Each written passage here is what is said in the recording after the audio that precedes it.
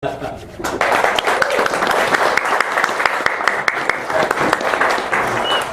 you, Colin. Thank you so much. Well, I guess this podium is for me, so I'll come over here and put my notes on it. I don't know if I'm going to need these notes, but I probably will.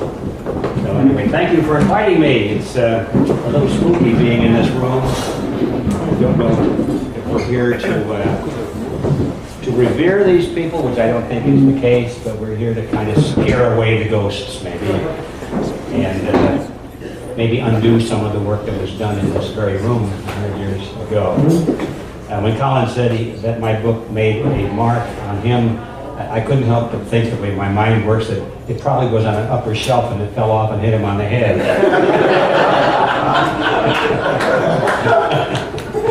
It is a big book.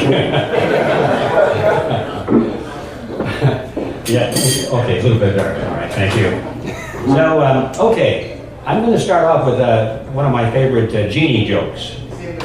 I have a collection of genie jokes, and each one is worse than the other one, but this one starts off, it's one of my favorites. This couple was celebrating, they were both happened to be, they're married, and of course, they both happened to have the same birthday.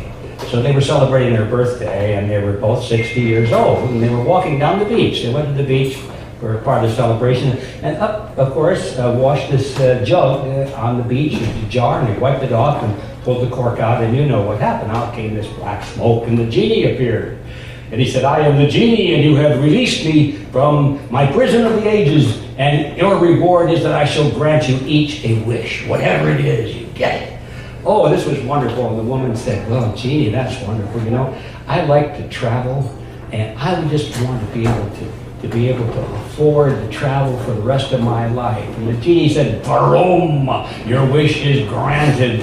That every time you want to go someplace, you just go on the internet, pick it out, and in your mind say, I want to go there, and right immediately in the mail, there'll be a ticket and all expenses paid for not only travel, but your meals and your tips, everything for the rest of your life." Oh, she was so thrilled. And then he turned to the man and said, "What would you like?"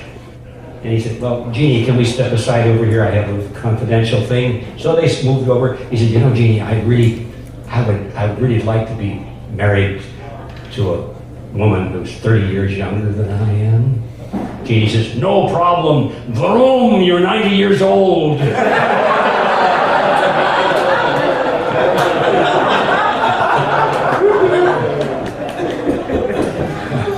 you have to be careful what you wish for, especially in the investment field and banking and all of that. So I'm going to condense my remarks because I only have 45 minutes.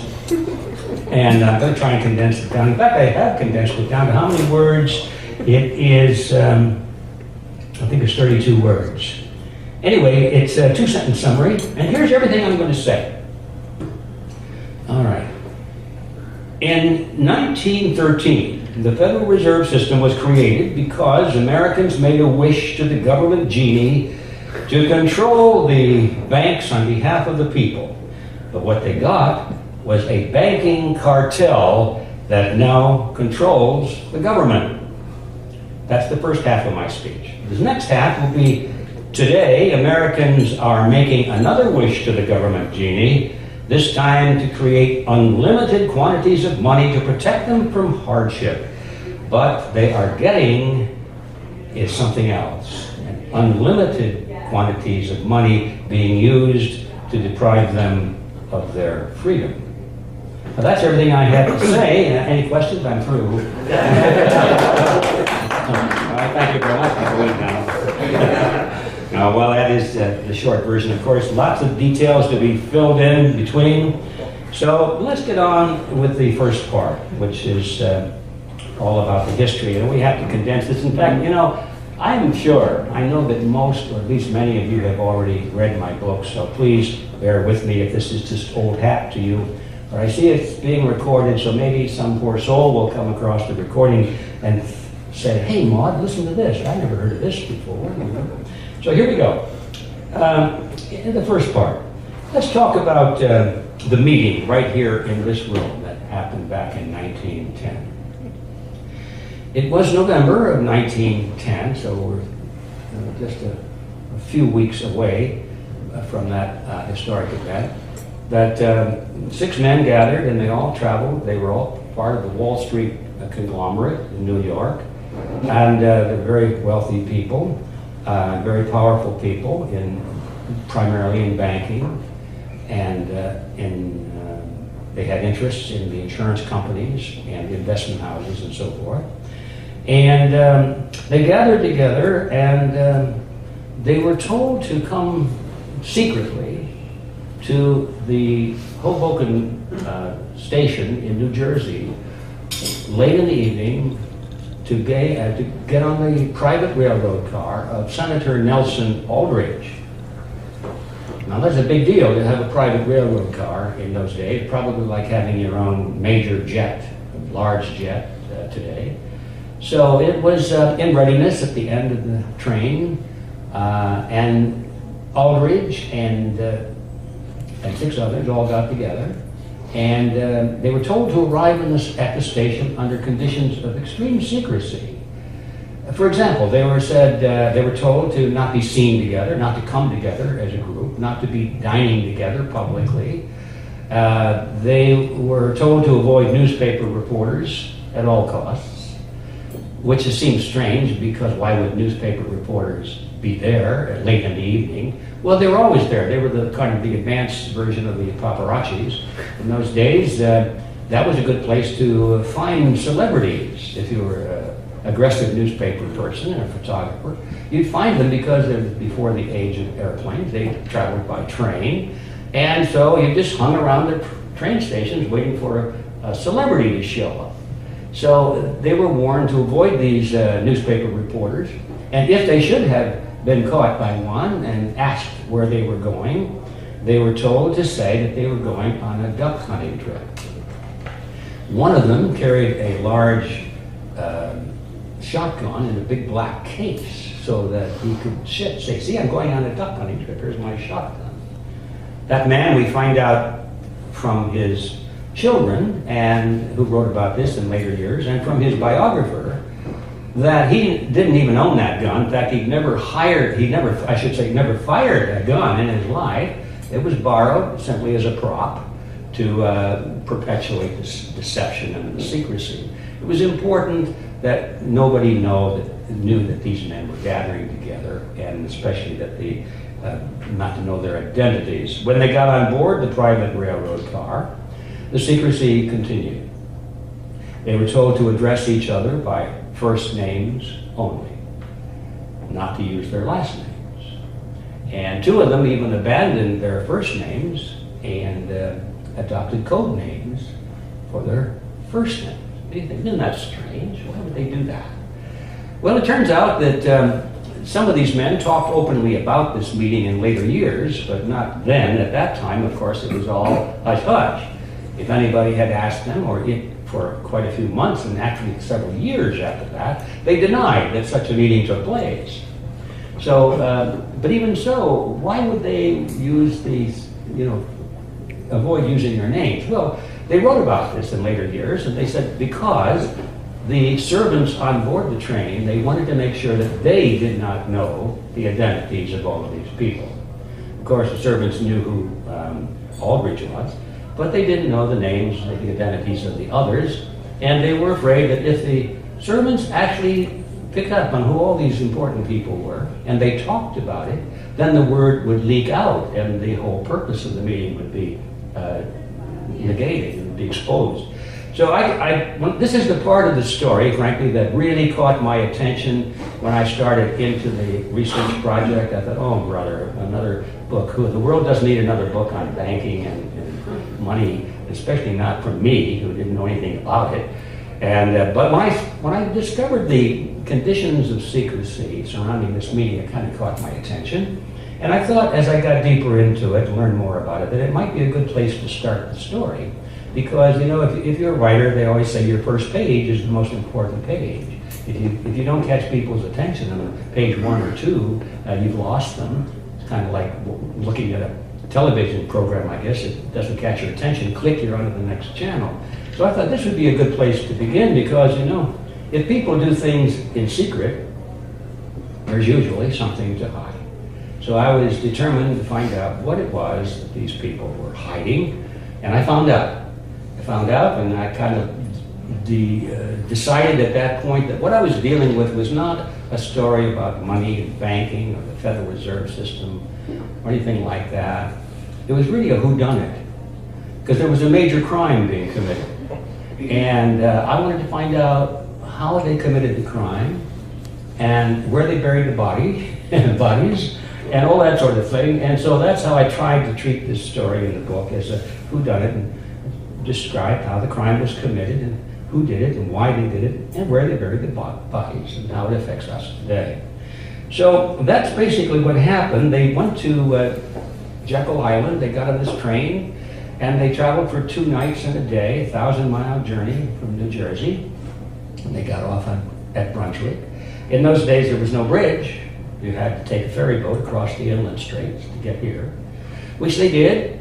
And they came here and sat in this room for a week, 7 days, sat around a table, and they hammered out all the details of what eventually became the Federal Reserve System.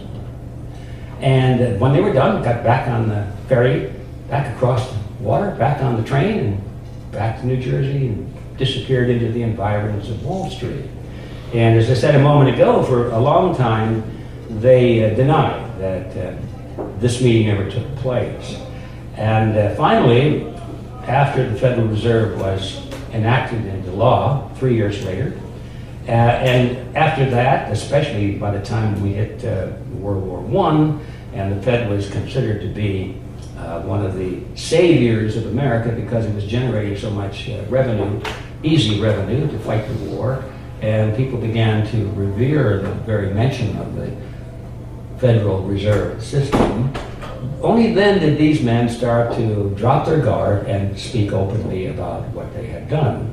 So, as I said, some of them wrote books, some of them wrote magazine articles, and they got biographers later on that reenacted the story for them. Stories came from their family, newspaper articles were assembled, and now it's possible to go to any well-stocked library, and with a little bit of research, you can get this whole thing. There's nothing really secret about this information. It is in the public domain. It's just, it takes a little digging to get at. Less so now, by the way, with the internet, God bless it, or as long as we have it as a free source. It's a lot easier to dig this information out now than it was then. I had to go mostly to the Los Angeles library and sit in front of those huge machines, those film machines, and just turn the crank and the film go through, and you see the front pages of all these newspapers go whizzing by. It makes you feel like you're God looking at history moving. You say, oh, stop there, back it up, what was that? And it took a lot of time, but the point I'm trying to make is that it's there, it's not hidden in any way. I got a lot of information right here. If you have some time, I hope it's still there. There's a museum here, and there's an archive here. Some nice little ladies were operating in, back in 1993, I guess it was, when I was here first. They showed me photographs of these people and personal notes that were left behind, and a lot of newspaper articles and all that sort of thing. So the point is that the story is really, it's verifiable, it's true, it's accurate, just exactly as I've written it. But you know, a lot of people just find it hard to believe because it's so bizarre. But I'll get back to that in a minute. The first thing we have to deal with here is who are these men? And this makes a big difference. They're not just 6 guys that got on a train because they had connections with Senator Aldrich. They're very important people. So let me take a moment and read to you the names in a very brief description of who they were. The first one I've already mentioned is Senator Nelson Aldrich. Of course, he was the chairman of the National Monetary Commission. Now, that was the governmental agency that was created to examine all the banking systems of the world and come up with a proposed legislation to solve all of the American banking problems that were coming to the surface at this time in history. Those of you who are familiar with that part of the history, you'll recall that there were bank failures all over the place. People were losing their money. There was a lot of dominance in the credit markets. If you had connections, you could get credit. If you didn't have connections, you were out of luck. There was a lot of backroom dealing, and there was an outcry against this banking monopoly. You know, you look through those pages I was talking about. You know, to break the grip of the money trust became a cry. That was a phrase I saw it over and over again. Break the grip of the money trust. It became a slogan used by the presidential candidate Woodrow Wilson.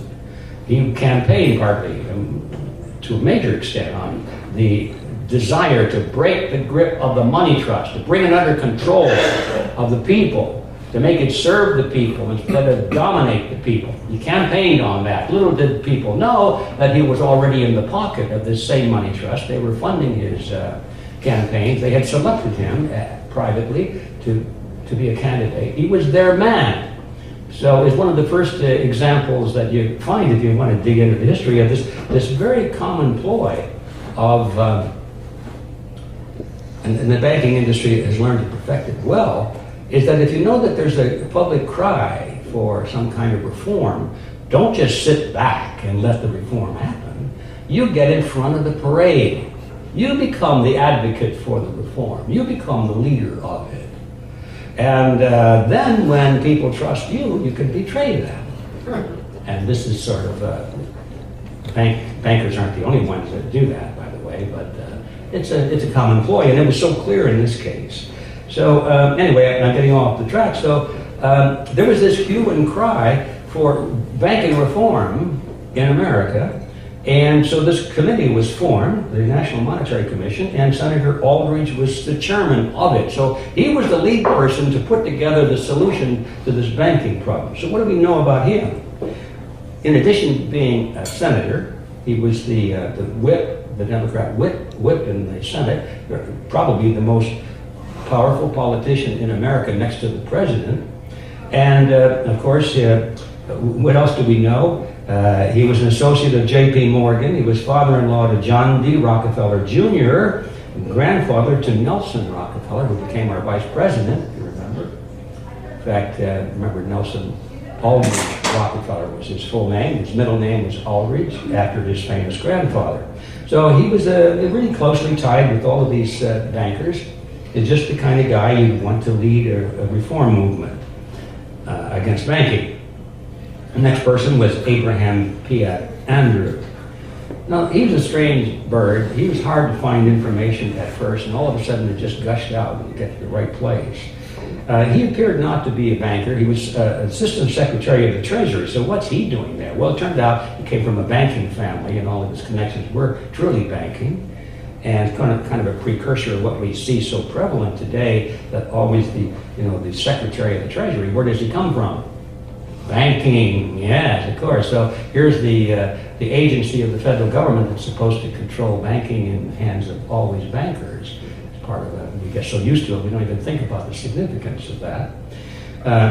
Andrew was more than that. He was very close to the banking industry, that he became sort of a field man. There's a chapter in my book on the experience in Moscow, when the bankers went there during the Bolshevik Revolution.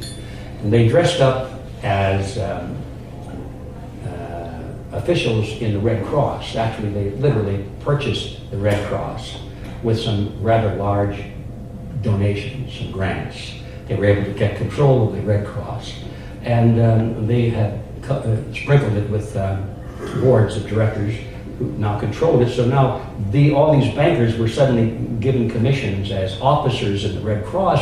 And I have a picture, at least one picture in the book. You see these guys standing in front of an ambulance in Russia during the Bolshevik Revolution, and they're dressed as though they're soldiers. They have military uniforms on. But if you rip open the shirt, you see it says banker underneath. They were all bankers. And why were they there? Well, this is part of the story. It's one of the backstories that's so fascinating. They were there to transfer huge amounts of money into both the Mensheviks and the Bolsheviks, but mostly to the Bolsheviks, because one of the things the banking industry does so well is they always fund both sides of the conflict, so that no matter who wins, it doesn't make any difference to them.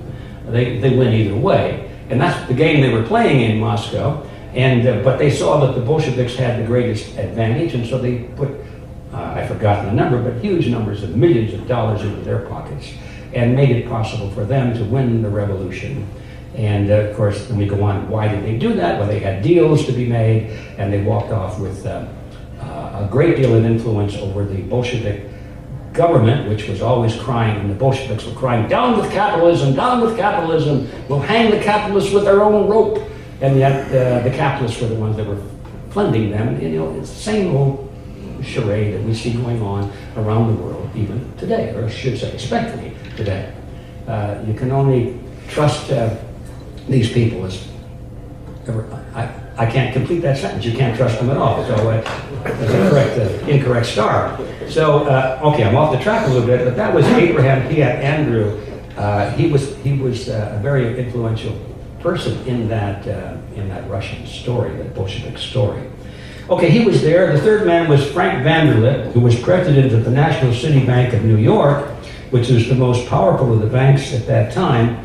And he represented William Rockefeller and the investment house of Kuhn Loeb and Company. And then there was Henry Davison. He was the senior partner of J.P. Morgan Company. And Benjamin Strong was there, head of the J.P. Morgan's Bankers Trust Company. He later became the first actual head of the Federal Reserve System. And then Paul Warburg was there. He was a full partner in Kuhn Loeb and Company, one of the representatives of the Rothschild banking dynasty in England and France. And of course, he maintained very close business liaison with his brother, Max Warburg, who in Europe, who was the head of the Warburg Consortium in Germany and the Netherlands. So he was one of the most wealthy men in the world at that time. And a little side story I'd like to tell, just to lighten it up a little bit. We all remember the cartoon series Little Orphan Annie, and you remember Daddy Warbucks as an important figure in Little Orphan Annie. And if you look at a picture of Daddy Warbucks, or one of the drawings, and you look at a photograph of Warburg, you realize that Paul Warburg really was Warbucks. And everybody knew it at the time. At the time, they knew who this person was. It was common to use cartoon characters of well-known people that later on generations, we don't know who those people were. Like, you know, the game Monopoly, a little fat capitalist with a cigar sitting on the bag of money. Just hold that drawing next to a picture of J.P. Morgan. You say, oh, that's J.P. Morgan. So anyway, Daddy Warbucks was Paul Warburg. Okay, those were the men that went to Jekyll Island, sat in this room, and created the Federal Reserve System. Now, it's interesting to note that according to the newspaper analysis from different reporters and commentators at the time, I found those by turning the film and seeing, oh, here's an analysis of who these people were, how much money they had. And it was generally agreed that altogether, this group, not just the men, but including the empires they controlled. We're talking about the banks, the insurance companies that were in their control, all the companies that they had influential stock holdings in that actually could control, not necessarily 51%, but you can control it a lot less. They put it all together, and I couldn't believe it. I had to read it several times. It added up to 1/4 of the wealth of the entire world. That was the power that came and sat in this room and created the Federal Reserve System to do what? To control the power of the banks. Now, if that doesn't catch your attention, on page 1, what is going to do it? So that's how we start the story. So the next question is did it really happen that way? I could just say, yes, it really happened that way, take my word for it. But as I said a moment ago, these people later on became very vocal about their role. In fact, it almost was humorous, because after the Federal Reserve became revered as a great American institution, it seemed like some of these people were competing with each other to claim that they were the most important and influential person at the meeting. And it got to be humorous when you compare their statements then to what it had been back in 1910 through 1913. Anyway, they wrote about it. And did it really happen that way? But one of the most important people was Frank Vanderlip, of course. And he wrote an article that appeared in the Saturday Evening Post February 9, 1935. Okay?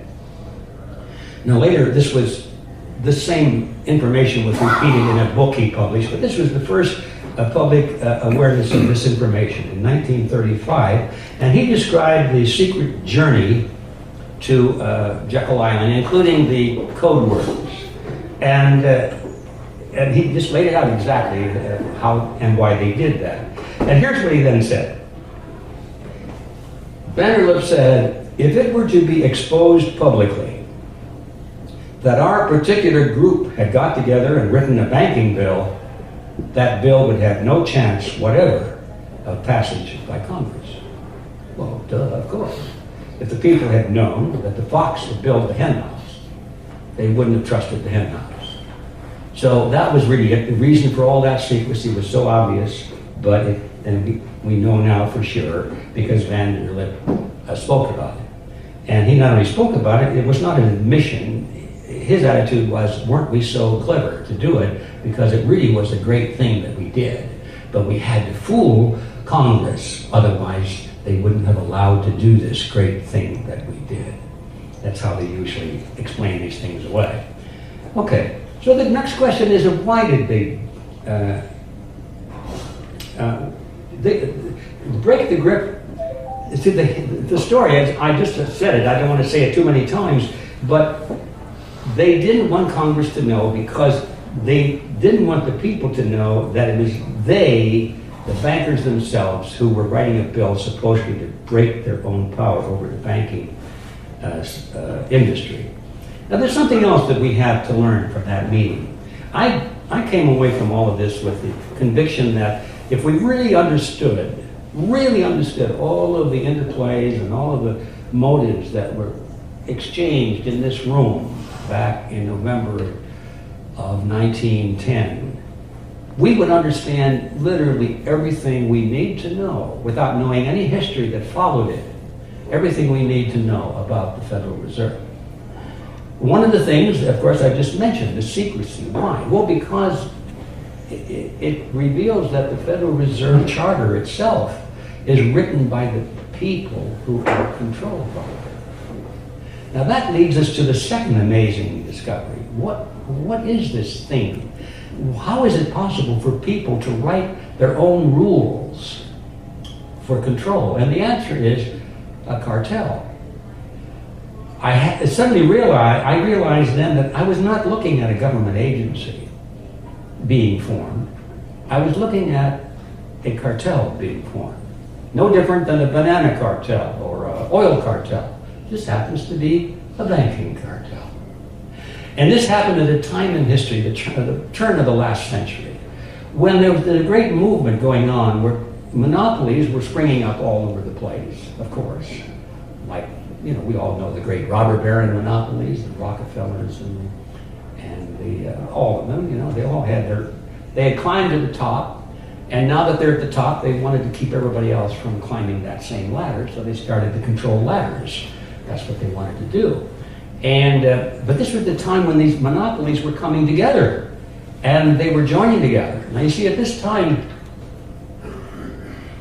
the banking industry was still divided up, and we had powerful big banks competing with each other. There's blood all over the battlefield in New York and London and Paris, as these dominant investment firms struggled and fought against each other for dominance in the investment markets. They would cut their rates, they would make deals, and they'd have to do that. And they finally came to this cartel awakening when they said, aha, why are we doing this? Look, we're all up on the top of the hill now. Let's get together. We can live with each other. Let's agree to form into a cartel and no longer compete. So we can fix our own rates of interest. We can fix our own terms. You get this, cartels always, you take North America, I get South America. You make automobiles, I'll make tractors. And they share patents and processes and control everything about the profit process in their industry so that they're guaranteed to have profits without having to face the rigors of competition and serve the customers. So that's what was going on all around the world, literally, but certainly in the United States at precisely that time. And with that background, which, by the way, several of the historians refer to that period as the period of the dawning of the cartel, That was it. That was the period. Then you realize this is what happened at Jekyll Island. These guys didn't create a government agency. They created a cartel. So here they were all around this table with competing representatives from competing banks who were saying, we are now going to join together and we're going to write our own rules. We're going to control new competition so they don't stand a chance. And we'll regulate the whole industry and we'll just not have to worry about our profit margins anymore. That's what was created. And once you realize that element, now you put everything together and you can understand literally everything that's happened since then. I heard some comments today in the lectures, very important and critical information about why would the Fed do this, you know? I mean, that wasn't the right thing to do. Well, it was the right thing to do for a cartel to do, but not the right thing to do for America, you know? And there's a tendency, even those of us who understand that the Fed is a cartel, there's a tendency for us to say, well, why did they do that? And we keep forgetting that fact, you know? The chairman of the Fed will go before some congressional committee and he'll say, well, we raised interest rates today because we want to cool down inflation. Nonsense! They don't raise interest rates to cool down inflation. They raise interest rates to make more money. That's what they raise interest rates for. But they always have to couch whatever they're doing as though they're concerned about you folks. The banking cartel is no different than the oil cartel in the sense that they have one and only one purpose, and that is to serve the interests of the members of the cartel. And if you just keep that in mind, then all of these bailouts begin to make more sense, you know? Every time we go through a crisis, why, who gets the money first? Well, it's the banks, isn't it? A big surprise, of course, it's the banks. Remember, the Federal Reserve is the banks. It's not an entity other than the banks. It's a cartel of the banks. So naturally, the banks are going to decide to pay off the banks first. And then the next thing they pay off will be these corporations or countries that happen to owe money to the banks. And they're having trouble making their payments. And so the next wave of bailouts goes to help General Motors or Mexico or some country that owes billions of dollars to the banks. All of the money always comes back to the banks. So we have a system of the banks, by the banks, and for the banks. So if you understand that this is a cartel, a lot of these tricky questions, well, maybe they should have maybe not raised the interest rates so high, or maybe with this coming wave, they're going to sort of be more cautious. Well, maybe they will, but their motives for being cautious is not because of you folks. That's the only point I'm trying to make. If whatever they do, you can be certain that 95% of it is because they think it's in their self-interest. And even the other 5%, which I'm thinking about, they do have to be careful a little bit about public opinion, because they don't want this scam to be too readily recognized. So they always have to do, you know, they don't want to kill the goose that lays the golden egg. They do have to care about not knocking the economy completely out, because then they'll have nothing to plunder. So there is that element, that 5% I would give it, but they worry a little bit about keeping the goose alive. But other than that, mostly they're concerned about one thing, and that is what benefits the banks the most. And this is one of the takeaways we get from understanding what happened in this room back in 1910. Okay, so what did we get? Here's what we got. I'm moving ahead very rapidly now. Let's see. Oh my gosh. All right. I got to move more rapidly. We got a corporation. It was chartered by Congress and given the exclusive franchise to create the nation's money supply.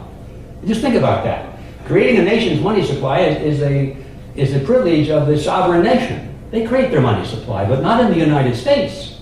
You think that money is created by the government? No, it's created by the Federal Reserve System, by a private banking cartel. They create the nation's money supply, and government has no say over it whatsoever. Amazing how they got that. We got a cartel that is a partner with the federal government to enforce the cartel agreement and create the illusion of a public agency. Because they can put you and me into jail if we violate principles of their charter, principles of their cartel agreement, which was passed into law, Because we can be put into jail, we think, oh, it must be a government agency, right? Because only government can put you in jail. Well, not so. In this case, the Federal Reserve can put you in jail because they got those idiots in Congress to pass the Federal Reserve Act and legalize their charter, their cartel agreement. It's now enforced by law. That's what we got. We got a mechanism whereby Congress can use or raise unlimited money, both well, it's a hidden tax, it's a tax, through inflation, but also through taxes, but the income tax is a minor part of this, by the way. They raise most of their revenue through inflation, which is a hidden tax, and they do this through inflation, and without the public even knowing they're paying a tax. They think inflation is caused by those bad corporations, or those bad farmers that are charging too much for their food, or those bad unions that are getting too much money for their workers who are feather bedding, and everybody's got a complaint. It's this person, that person, you, and you, and you. They never look at the fact that it's because the Federal Reserve System, in cahoots with the federal government, working together as partners, is expanding the money supply and taxing you through this indirect method called inflation. We got a law that allows banks to collect interest on nothing. I could talk for an hour on that. They create money out of nothing, ladies and gentlemen. Actually, it's not quite so. They create it out of debt, which is not nothing. It's worse than nothing. So they do create money literally without any tangible asset behind it.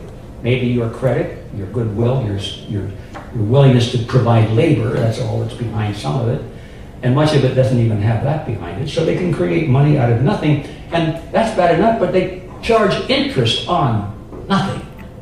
Now, this is a pretty good business model, I would say. And most people have no idea that this is the basis of the banking business model today. We got a law that allows the banks to, well, I just said, they collect interest on nothing. And what we got also is we've given a license to steal, because this enables the banks to pass on their losses to the taxpayers in the name of saving the economy. And these are not rescue packages, ladies and gentlemen. They're not rescuing anybody except the banks. What we really have is legalized plunder. So that's what we got with the Federal Reserve System, nothing less than that. And doesn't it just make you feel all good to be here where it all started? All right. I got to cut this short, so let's go to the second part. Today, Americans are making another wish to the government genie, this time to create unlimited quantities of money to protect them from hardship. But what they're getting is unlimited quantities of money being used to deprive them of their freedom. Now that brings us to sort of a not so tangible topic, but a very important one, which is the comparison between financial benefit and liberty. It's so easy in our world to get so focused on money. How much money we're going to make? Are we going to have security? Are we going to be able to retire? Do we have tangible assets? Do we have paper assets? What's our revenue stream going to be? And sometimes we forget that intertwined, intercoded with all of this is another message, which is not only is money flowing, but our liberty is flowing through all this matrix. And every time we give up a little bit of control over our money, we give up control over our liberty and our freedom.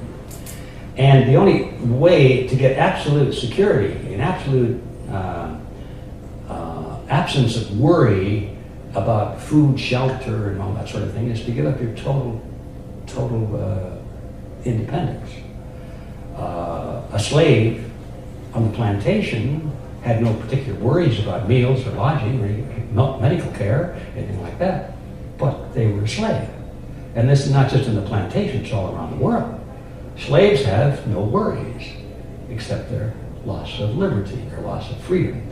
And in this process that we're talking about, this Federal Reserve creature is creating a system in which we are losing control of our freedom in the name of trying to preserve or benefit the economy, especially our personal economy. Now, if we focus just focus totally on these monetary issues and ignore what's happening to our liberty, I think we've made a fatal mistake. So we look at the world around us, and this inflationary process is how totalitarian governments fund themselves. If totalitarian governments had to get their money from the taxpayers directly, even though they are totalitarian, even though they have control of the armies and the guns and all the powers of coercion, this has happened before in history. There have been tyrannical governments that have gotten to that point. And I don't know the exact number, but I get the feeling that once the tax base of a society reaches 40% of what today called the gross national product, if 40% or more of that is being forced out of the pockets of the citizens into the government, there's a revolution that happens. There's some kind of a change. And the totalitarians, the dictators, wind up out of a job, usually with their head in a basket. And so there's always historically been, thank you, just a few more minutes. There's always, oh boy, this is the most important part of my talk, but I'll see if I can summarize it. There's always been a natural break on the extent of government control over the lives of people because of this fear of resistance from the people.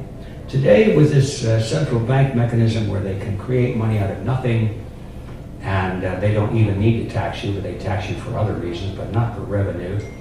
And they can get everything they want with inflation, and they can put controls on every financial transaction you make. They can tell you what interest rates you can charge, or what you should pay, or whether or not you are going to be subsidized in your health care, or your lodging, or your food stamps, or whatever. Every time this little thing creeps a little bit more, you become more and more of a slave.